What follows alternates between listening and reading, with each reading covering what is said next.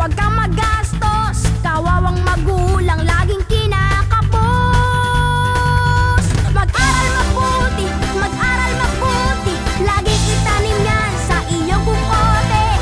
Mag-aral mabuti, mag-aral mabuti, tulungan mo naman ang iyong sarili. Mag-aral mabuti, mag-aral mabuti, ang pagsisisi laging nasa huli.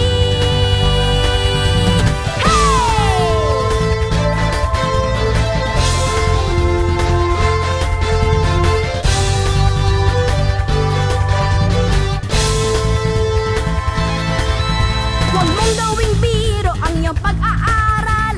Huwag kang magbulakbol, huwag laging istambay. Huwag kang babarkada sa mga pasaway. Lagi nating sundin ang